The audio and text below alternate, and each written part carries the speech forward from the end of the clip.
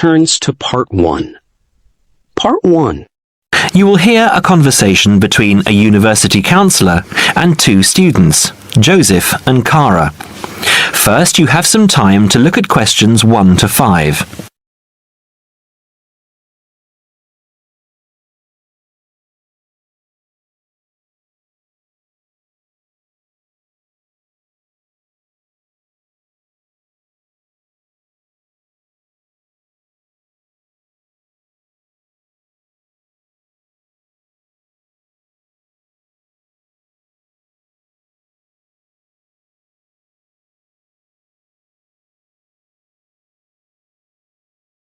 Now we shall begin. You should answer the questions as you listen because you will not hear the recording a second time. Listen carefully and answer questions 1 to 5. Hi Joseph, how are you today? Fine, thanks. And Cara, how are you? Good. As we discussed on the phone earlier, I wanted to speak with both of you about the subjects you have chosen to study and how you are managing your time. Okay? Yes. I think so. Okay, so I'll start with Cara. You've been here for how many months now? I've been here for 6 months. How are you finding it? It's good. I'm enjoying the course. And what about life outside? Are you making friends and socializing? Not really. People here are quite closed. They don't talk to you. I see. So, what do you do after classes? I usually go home and study, and I might go out for a walk, but never really with anyone. Sometimes my roommate Louisa comes with me, but she always seems to be busy. How is this affecting your schoolwork? I don't think it is, but I miss home. Cara, what I suggest for now is that you look into joining one of the social clubs on campus. There are a variety of them. You can go camping, skiing, snorkeling, painting, dancing, reading, horse riding, rowing. There's a list on the school website. Have a look and work out which one you're interested in and which suits your timetable. You'll meet friends that way and people who have the same career interests as you. As for the subjects you've chosen for a career in microbiology, I think you should look into dropping one of your subjects and picking it up again next year as a minor. You have a lot on your plate, and this will just cause great pressure. It doesn't mean that you aren't coping, but you're doing about 10 hours more than the average student a week. Think about it, and we can make another appointment to discuss it. When are you free? I have an hour free usually on Wednesdays at 11:30. Okay, good. Come to my office at 11:45 and wait in reception. Okay? Okay, I'll see you then. Before you hear the rest of the conversation, you have some time to look at questions 6 to 10.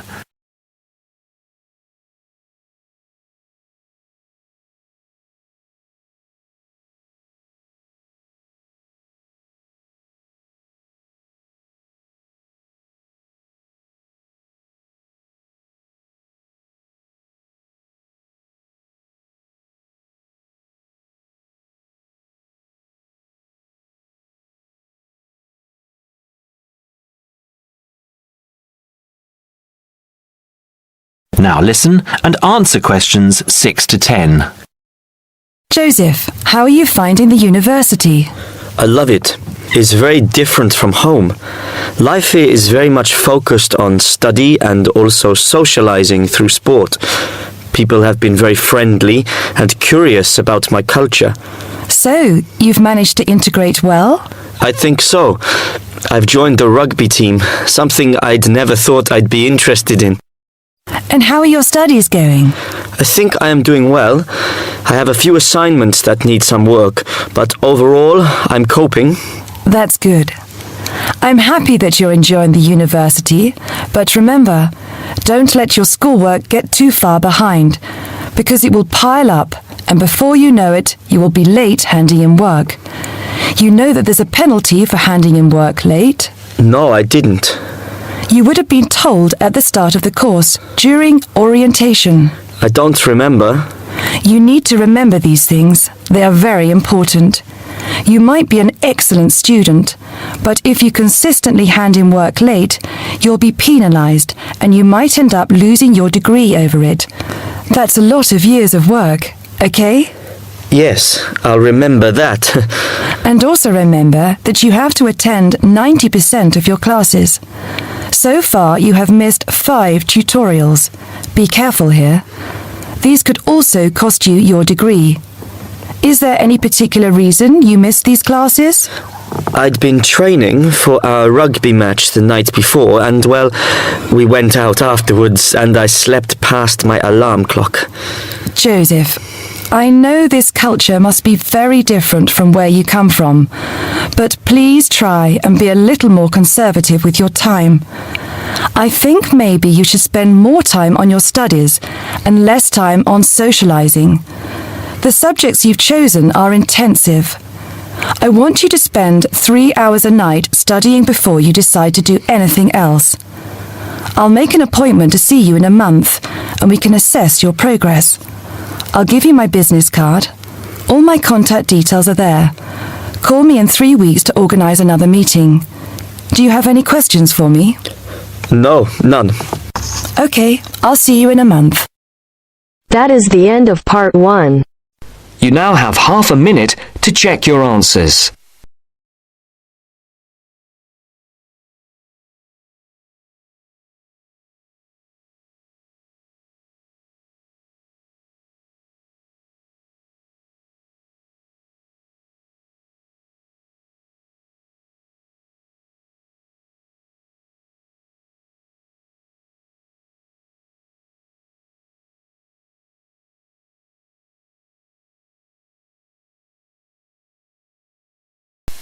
Now turns to part 2. Part 2. You will hear a member of the Active Outdoor Club talking to a group of interested potential members. First, you have some time to look at questions 11 to 14.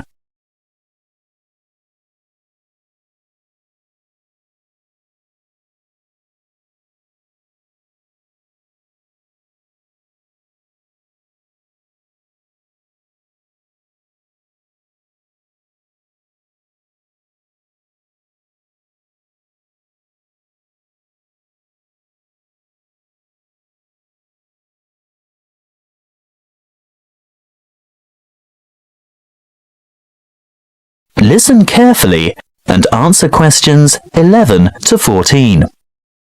I'd like to welcome you all to our Active Outdoor Club. I'll start by telling you a little bit about the history of the club and all that it can offer, and there will be a chance for you to ask questions over tea and coffee in the lobby afterwards. You'll also be able to pick up pamphlets from the table at the back of the hall, and if you wish to purchase any of our products, Bill will serve you at the front counter. As most of you probably know, the club was founded by Nick Noble about 30 years ago. He thought of placing an advertisement in the local newspaper or erecting a billboard somewhere, but it was the radio that he decided on to reach the most people. You know, other people who might be interested in outdoor pursuits. Just basic activities like walking or tramping. Anything active that could take place in some of the beautiful outdoor settings that this country has to offer. Nick was overwhelmed by the response he got, and the club soon grew from a dozen or so friends and enthusiasts to around 200 members 20 years ago, and steadily since then to reach a membership of over 2,500 now. You don't have to be a hardened athlete or extreme adventurer. On the contrary, it's a group that encourages friendship and fellowship through social and recreational activities. The club tries to cater for all levels of maturity and both genders. In fact, anyone who has the physical ability and a moderate level of health and fitness to participate in open-air activity on a regular basis. I think our youngest member is a 5-year-old boy, and our oldest member is a 75-year-old man. Of course, we have more challenging opportunities for those who are up to it, but all excursions are graded according to level of difficulty, and there will always be something for those families with small children. More about that later. I'm sure you realise that it's part of the focus of the club to ensure that our natural environment is kept as pristine as possible. We all have a keen interest in conservation, and many of our members contribute their time or give a monetary donation to organisations that work to enhance and beautify our natural heritage. Before you hear the rest of the talk, you have some time to look at questions 15 to 20.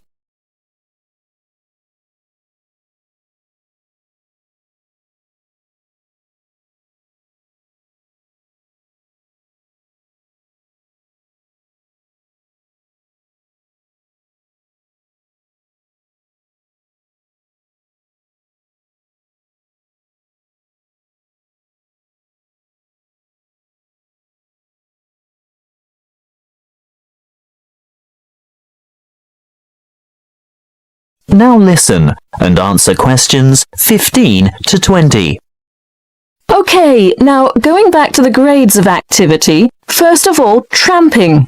This is very popular with singles and couples without children, but is certainly not restricted to those groups. Tramping is arranged for Tuesdays and Saturdays throughout the year. Most tramps are of a duration of 3 to 5 hours, depending on the weather and the terrain, and of course the time of year. You would need to check the newsletter or the website to find out place and time, and if you wish to participate, phone the coordinator who can give you more information.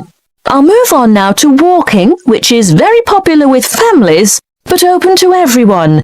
And walks are arranged for every Thursday and every Sunday over the course of the entire year. Walks last no more than 3 hours, although the Thursday walks might be shorter. And again, you would have to check the newsletter for details of the time and area to meet and get in touch with the walking organiser to confirm your participation. Now, the Wanderers are what you might call a subgroup of the Active Outdoor Club. This group was set up to cater for the less active, more elderly, or families with very young children who still want to enjoy the great outdoors, but without quite so much exertion. Bear in mind that the length of these activities is variable, but we're always home before dark. Any member of the club is welcome to join in their activities on a Sunday, which include visiting some of our more beautiful parks and botanical gardens, beach walks, picnics, and even boat trips to visit some of the small islands off the coast. Often guided tours can be arranged if there is enough interest. If you'd like to see what the Wanderers are up to, check the website and then phone the leader for more information. I'll bet you're all ready for that cup of tea now. But before I finish, I really must mention something that can be a lot of fun. A great opportunity to form new or strengthen existing friendships, and a chance to explore a part of the country that you may never have seen before. These are our mystery weekends. The committee puts a lot of time and effort into the organisation of these weekends away, not only for health and safety reasons, but also to ensure that everything runs smoothly and everyone has a good time. There will be a charge to cover travel and accommodation costs, but apart from that, it's an affordable and exciting weekend away from the city. For more information, call the chairman of the committee. You'll find his phone number in the newsletter. So, that's all I have to say at this point. Please enjoy the refreshments, chat with the others, and feel free to ask questions. All the committee members are wearing large red name badges, so they're easy to find. That is the end of part 2. You now have half a minute to check your answers.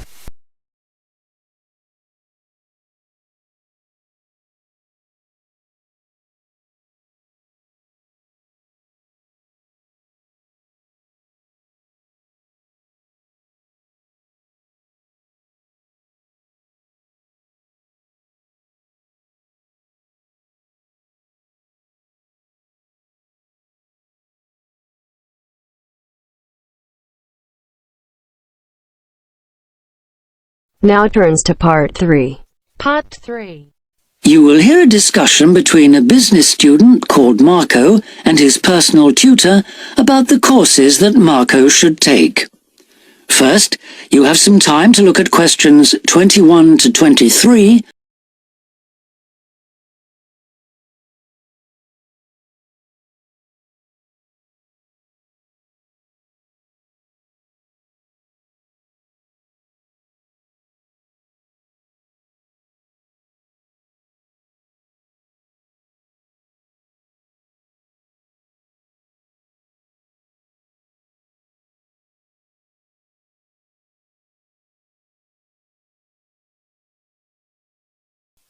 Now listen carefully and answer questions 21 to 23.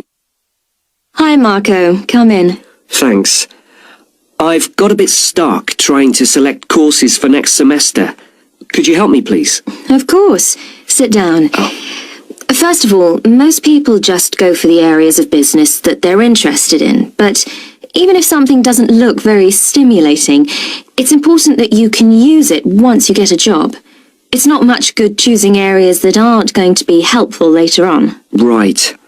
I want to go into management, so I'll need to think about that. And should I start specialising in a particular area yet? I don't think that's wise at this stage. It's better to aim for a wide variety of subjects, especially as management covers so many possibilities. You shouldn't be limiting your choices for later on. Yes, I see. You should also look at how the course is made up. Will you have regular seminars and tutorials, for example, as well as lectures? Okay. Some of the lecturers are quite big names in their fields, aren't they? Mm-hmm. Should I aim to go to their courses? Well, remember that the lecturers who aren't well known may still be very good teachers. I'd say we have a consistently high standard of teaching in this department, so you don't need to worry about it. Before you hear the rest of the discussion, you have some time to look at questions 24 to 30.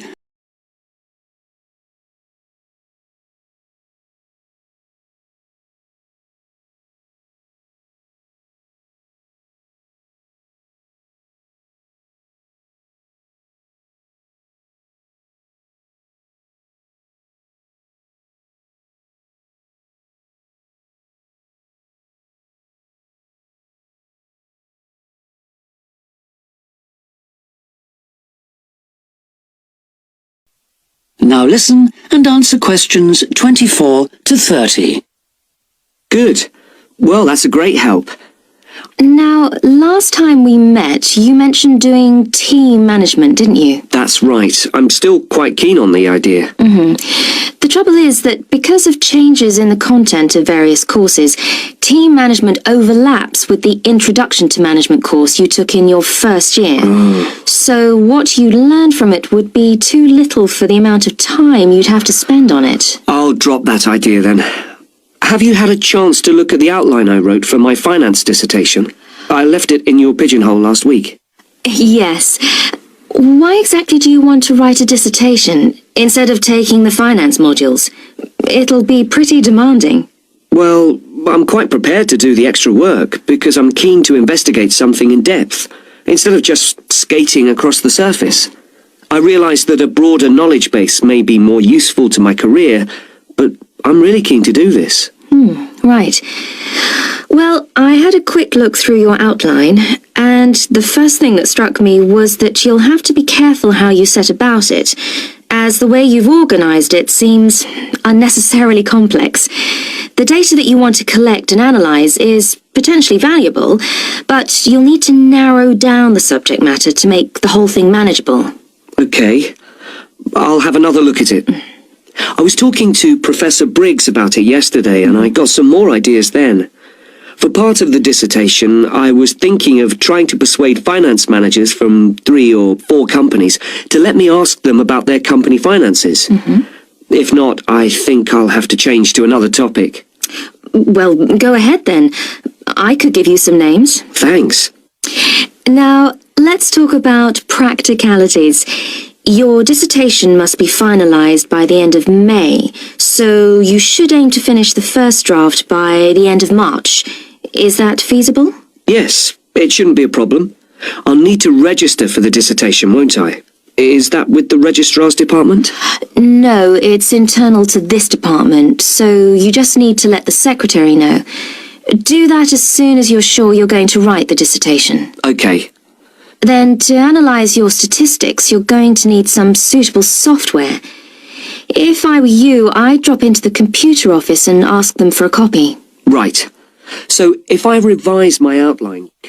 That is the end of part 3. You now have half a minute to check your answers.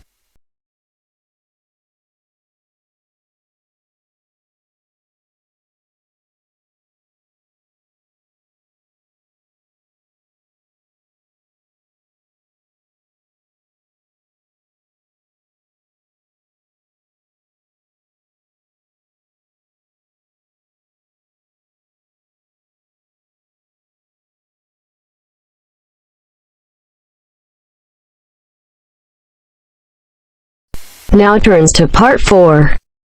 Part 4.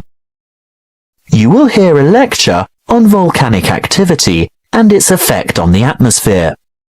First, you have some time to look at questions 31 to 40.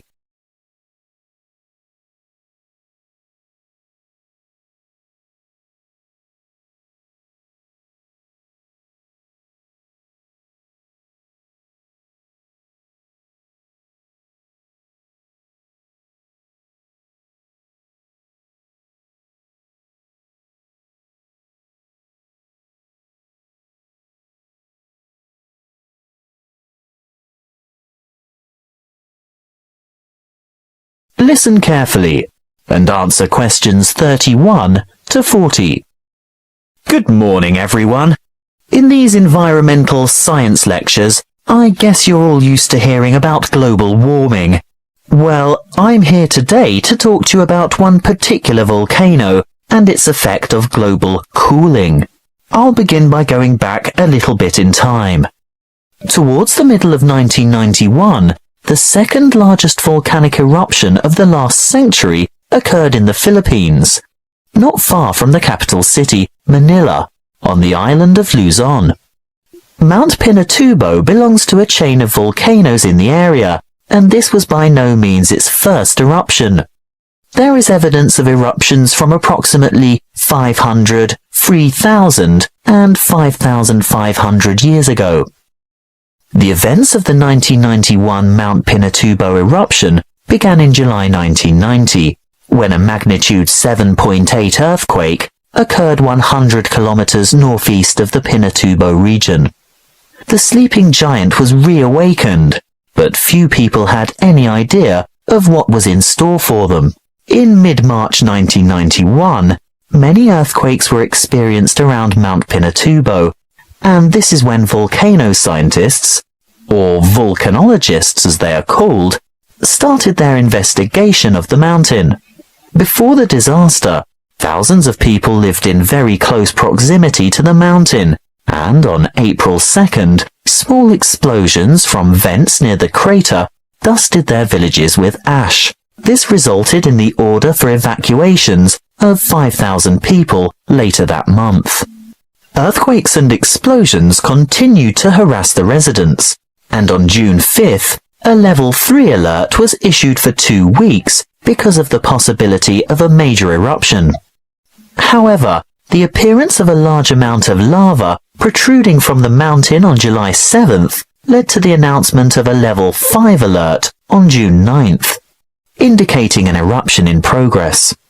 An evacuation area within 20 kilometers of the volcano was established, and this time 25,000 people were evacuated.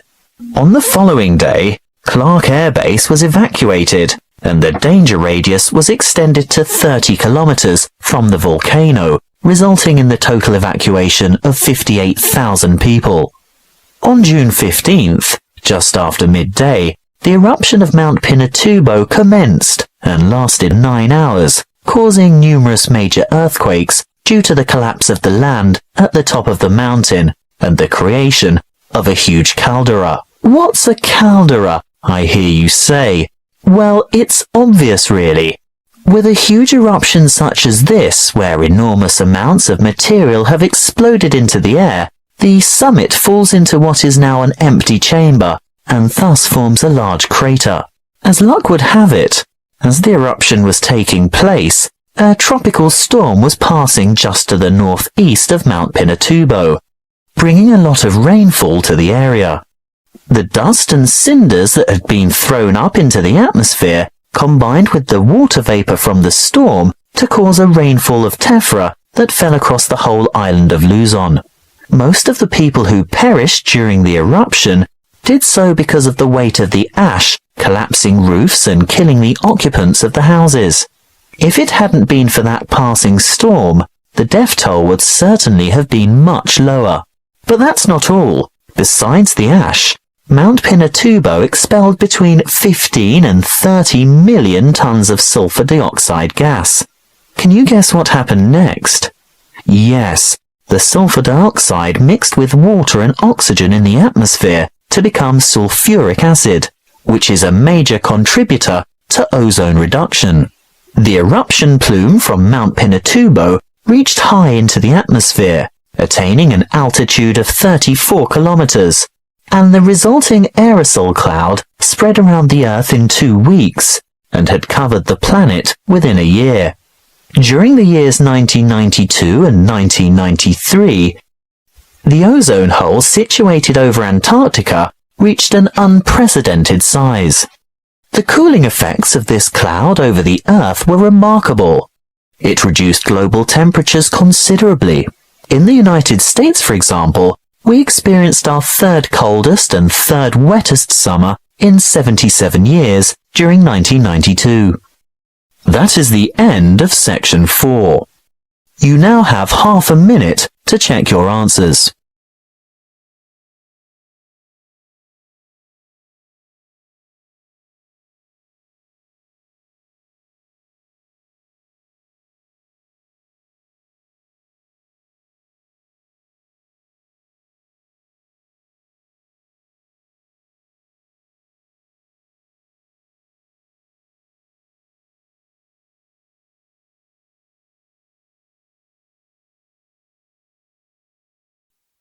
Give